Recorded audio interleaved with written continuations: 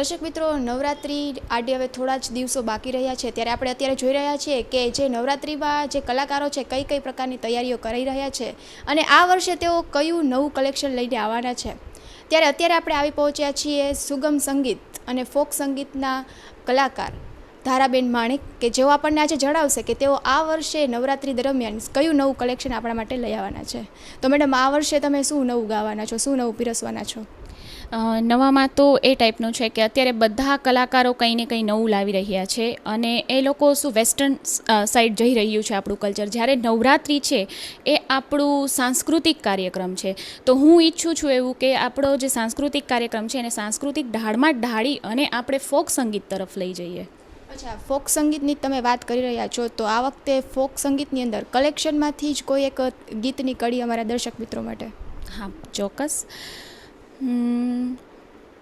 माँ पावाती गढ़थी उतर्या महाकाળી रे કેવસાવ્યું ચાપાનેર પાવાગઢ વાડી રે માँ પાવાતી ગઢથી ઉતર્યા મહાકાળી રે कि माने पगीती जांजर शोभता महाकाળી रे हे मानी चुंदड़ी चटकार के पावागढ़ वाड़ी रे माँ पावाते गढ़ थी उतर्या महाकाળી रे।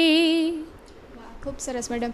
હવે તમને બીજી વાત કરું કે આપણે નવરાત્રિ દરમિયાન ખેલૈયાઓની અમુક પર્ટિક્યુલર ચોઈસ હોય છે કે હિંચ ઉપર રમવું વધારે ગમે, ટીટોળો ગમતો હોય, તો એમાંથી જ એક સોંગ આ મેં તમને જે સંભળાયું એ હિંચનું જ છે। તમને હવે હું એક ટીટોળાનું સરસ સોંગ સંભળાવું છું।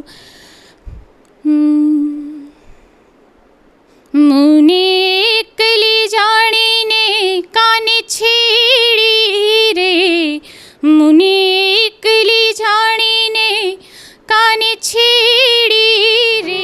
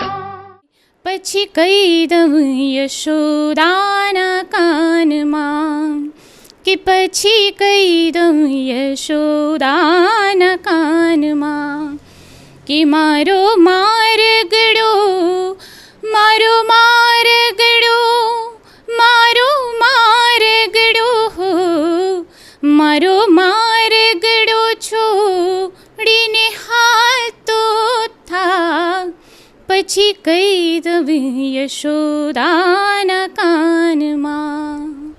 ખૂબ સરસ મેડમ। આ વર્ષે તમે નવરાત્રિ દરમિયાન કઈ જગ્યાએ ગાવા જવાના છો? હું અહીં ખોડલધામનું આયોજન થાય છે, ખૂબ જ સારું રાજકોટમાં આયોજન થાય છે। ખોડલધામ પટેલ સમાજ કરી રહ્યા છે, ત્યાં હું વેસ્ટ ઝોનમાં ગાવા જવાની છું। તો દર્શક મિત્રો, આપણે ધારાબેન માણેક પાસેથી જાણ્યું કે આ વખતે તેઓ કયું નવું કલેક્શન લઈને આવવાના છે અને કઈ જગ્યાએ ગાવા જવાના છે। કેમેરામેન દીપેશ ગરોદરા સાથે રિપોર્ટર શીતલ વેગડા, અબ તક ચેનલ, રાજકોટ।